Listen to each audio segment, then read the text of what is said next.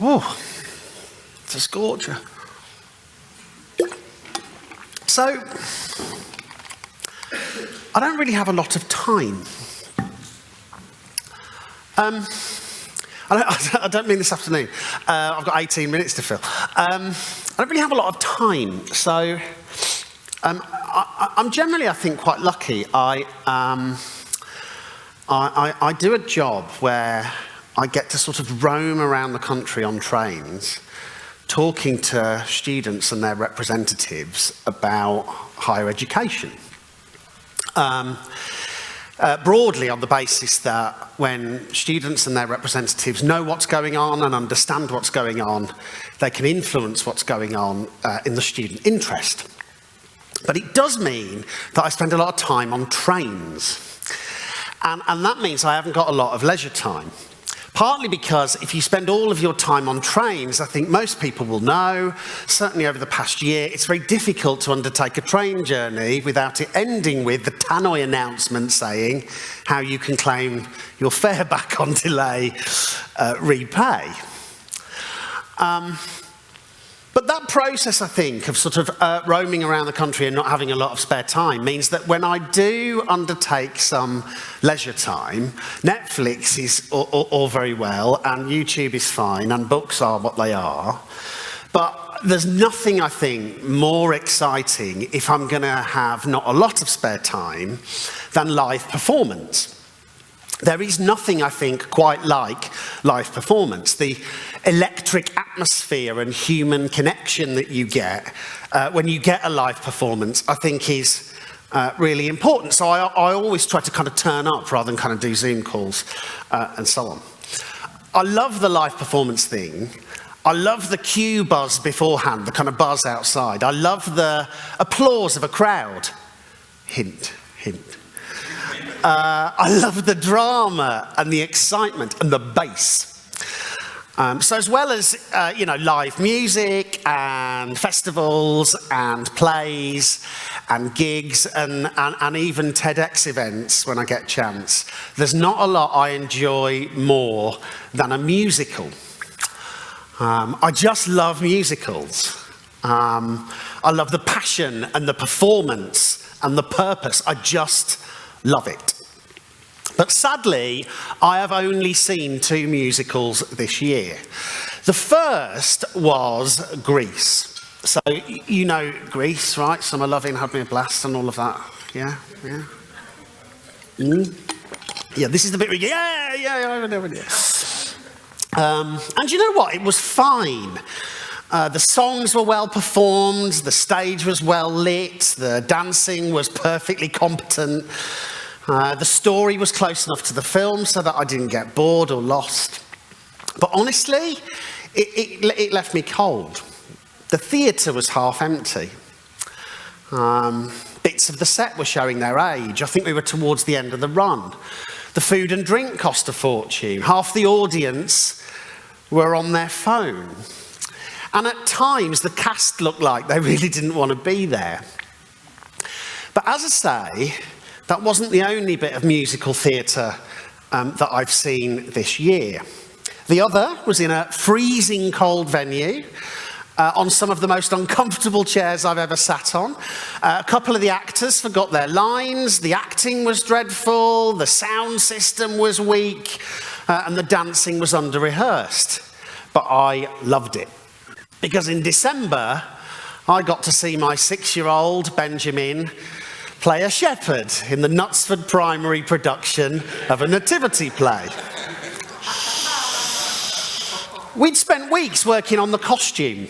They'd spent hours in class going over their lines and the songs and the stage directions. The buzz in that room as we sipped on our Calypso cups of squash, where they'd run out of straws at the canteen. The buzz was electric as we waited for them all to appear. And the phones were out for that performance, but they weren't out to avoid it, they were out to record it. And of course, unlike that production of Grease, it was a sellout. Now, I know that those local to the area will know that UWE is a university with many campuses. And in 1995, in the heady days of Britpop, I arrived at one of those campuses to enrol as an undergraduate student. I did that thing they say you will do in the Sunday supplements. I dropped my stuff off at my little shared house. I put on something that I thought looked casual, but also just smart enough. And I went to the Students' Union bar for the welcome weekend quiz. And I got talking to some people when I stood at that bar.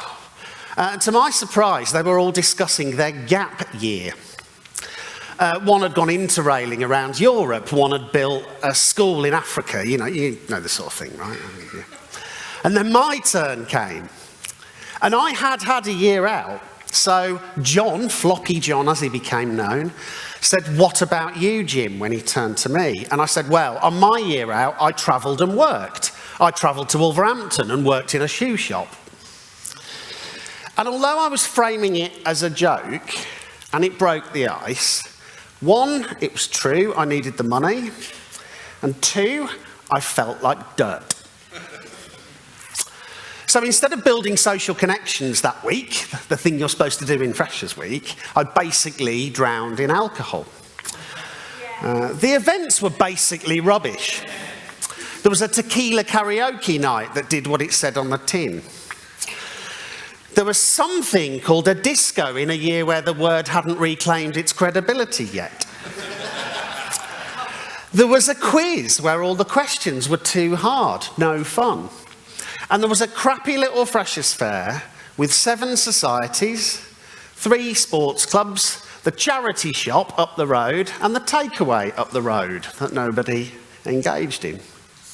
I wasn't, you see, at Cold Harbour Lane, the massive concrete jungle campus that's so far out that it's technically, as you know, not even in Bristol, it's in South Gloucestershire. I was at St Matt's, a little teacher training campus in Fish Ponds that has long since been sold off for housing. Up at the main campus, you see, it was all going on. It was all going on at the main campus. There was a freshers' ball with big name acts and DJs that I'd heard of, and comedy nights and discount directories, and a freshers' fair with 250 stalls where you could join everything from belly dancing to biology club. They did actually put a bus on for us one of the days on the Thursday, and we hated it because we knew we would never have it. At the weekends, for the first month or so, I was working in Bath, actually, in Saxon shoes. The job I'd had on my year out, they basically really kindly found a way to get me a transfer. And again, unless something has massively changed, I think people will know how long that bus can take sometimes, right? So I spent a lot of my weekends either dealing with people's feet or being incredibly tired. But by a complete fluke, one morning, about, 5 or 6 weeks into term or something, it was the morning, and I was due into a lecture, and I was in the bar, because they used to sell kind of coffee and tea as well. And I was stood on my own, feeding the fruit machine in St Matt's little bar. Here's some of the sort of people I would hang out with. And I was feeding the fruit machine, and a man called Andy sidled up to me, the only full-time member of staff that used to work in that bar, and he said to me, "Can you help me get a delivery in?" And I thought, oh, cheek. But I said, "Yeah, sure, of course." He asked if I was okay, and I don't think he envisaged that I would say anything other than, "Yes, fine," kind of uncomfortably. He said he was concerned about my little gambling habit, and I remember getting really quite embarrassed about that, and he just gave me a card with a phone number on if I needed it, which I just thought was sweet. I didn't really have a gambling habit, I was just bored. But when we were getting the delivery in, we got talking about, stuff about the campus and so on, and 8 minutes later, he'd offered me a trial shift behind the bar. The week before, you see, my one attempt at participation in student life beyond getting shit-faced and failing to be elected as a course rep was that I'd put my hand up at the general meeting on campus to give feedback about the entertainment programme that had been laid on. And Kirsty, the ENTS manager from the Students' Union, had made the arduous journey from Frenchay to fish ponds to find out what we all thought. And let me tell you, I told her what I thought. And I could feel the whole room staring at me as I resolved to never speak up again and never attend a meeting again. But Andy, it turns out, had been lurking in the corner. And at that fruit machine encounter when we get in the delivery in, he said, "It will never be like it is up there. But if you channel that anger into organising things, it could at least be better." So I did. I got to know loads and loads of people working behind that bar. Loads of people. And I used to ask as many of them as possible if they wanted to get involved in putting an event on for our new ENTS programme. And I can count on one hand the number of people who outright refused. Some wanted a poetry slam. Someone wanted a thrift fair. A couple of students organised a pool tournament. One student said that instead of karaoke, we should have a sing-along event where everyone gets involved, and she printed out song sheets. I've still got some at home. Even the Wednesday night disco, which survived, had a theme every week, and every week students made costumes based around that theme. Not every idea went well, so that May, later in the year, my Eurovision watch-along attracted precisely 4 people, but at least that was 3 people that I'd never met. The point is that we built belonging through doing things. And there's been a lot of talk about belonging, both today and in higher education very, very recently. We know that students who feel they belong are more likely to complete their course, go on to get a graduate job, and are less likely to suffer with their mental health. When I work at Wonkhe, the home of higher education policy, we've been carrying out research into belonging and loneliness for a few years now. And in 2019, we surveyed about 5,000 students, a representative sample all around the UK. At that point, 6% of students specifically disagreed with the line, "If I needed help, there would be people there for me," and that number over doubled during the pandemic. And things haven't got a lot better. In January and February of this year, 1 in 5 students told us that they felt lonely every day. Students that had caring responsibilities, or lived further from campus, or who worked over 20 hours a week, they were more likely to be lonely even than that. And I presented those figures to a group of senior managers in universities at the end of February, and one particularly agitated pro-vice-chancellor stood up, red-faced, with his pointing at me, and said, "But Jim, mature students don't want friends, they want qualifications." And it is true that there is a kind of romantic idea about higher education that's all about the boarding school model and 18-year-olds being dropped off by their parents and finding friends for life. But let me share this with you. We're a small team at Wonkhe. This is it. There's 9 of us, 9 of us now. And I love my colleagues at Wonkhe, I really do. Most days we get on really well. We know each other's strengths and weaknesses. We instinctively know how each other will respond to things. And we generally sense when each other might be having a rough time of it. It's a fun and rewarding thing to be a part of. And that's largely about the relationships. It is the best job I've ever had. But there is a truth about those relationships. I don't really consider those people to be my friends. I don't think I would have any of them round for dinner. I wouldn't have any of them be my godparents for my kids. And the idea of going on holiday with those people, get lost, right?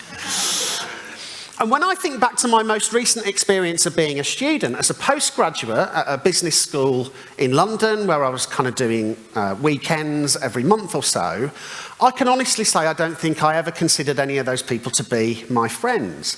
But thanks to the activities that were being put on by the academic staff on the programme, I did get involved in all sorts of activities. We would sit together, we would message each other, we would raise concerns with each other about the assessment that was being laid on. We'd share resources. We'd get confused on WhatsApp together. We might not have been friends, but we were definitely course mates. And in our focus groups in February, that's what students told us. That even where they weren't going to university for friends for life, they still needed course mates in order to feel comfortable and to succeed. So belonging is kind of one of the themes of the day. It's the fundamental human need to feel connected and to feel part of something. It has the ability to shape our identities and improve our well-being and help us reach our highest potential. When we belong, we can tap into a really deep well of confidence. It enables us to take risks and pursue our passions and overcome challenges with extraordinary resilience. But since we've been doing our belonging research, I need to share something with you that's been happening that's very bad. That was unusually dramatic. I keep coming across, whenever I visit a campus or whenever I look at a university website, posters and social media graphics that say to students, "You belong here." And that is a problem, because something else we know is that if you don't feel like you do and you feel lonely, being told that you belong somewhere when there's no scaffolding or initiatives to help you belong somewhere makes you feel even worse. Because the other thing about belonging is that it's not about posters and social media graphics, it's about doing things. The first aspect of that is that when we work together on stuff, it allows us suddenly to hope for and dream of the success of something beyond our individual concerns. We want the project to succeed. We want the disco to go well. We will pose for photos in a group. There you go. The second is that when we work in a group with other people, we connect and we contribute, and suddenly we're not in competition anymore, and therefore we're less likely to lose. Because when you're proofing someone else's essay, or when you're planning a route for the bar crawl, you're not performing for your success, you're performing for ours. We literally are less self-conscious. But the third is that we start to see ourselves differently, right? Suddenly we're not characterized by our characteristics, or judged by our accent, or ranked by our background. We start to transcend all of those labels, and we become the artist, the coach, the consultant, or the cook. We stop being on a low income from the West Midlands, and we become someone else. That's what makes belonging so powerful, doing things together. So, next time that you're worried about inclusion or someone being left out, or you see someone on their own, next time you're concerned that perhaps someone's falling behind or not making progress, do ask them how they are. They'll probably just give you a perfunctory answer, but they'll appreciate it. And do find out if they need a one-to-one service and signpost them in the right direction, even though they'll just put the phone number or the email address in their pocket and look embarrassed. But if you can, find something to do with them, or something they can do with others. Ask them for help with something. I don't know, put on a group challenge, or go for a walk, or do a new activity with them, or encourage them to find an outlet for their passions that involves other people. Too often these days, education seems to be about finding our place in the world. But when students and citizens work together and belong, we know that its awesome power can help change the world. Thanks very much.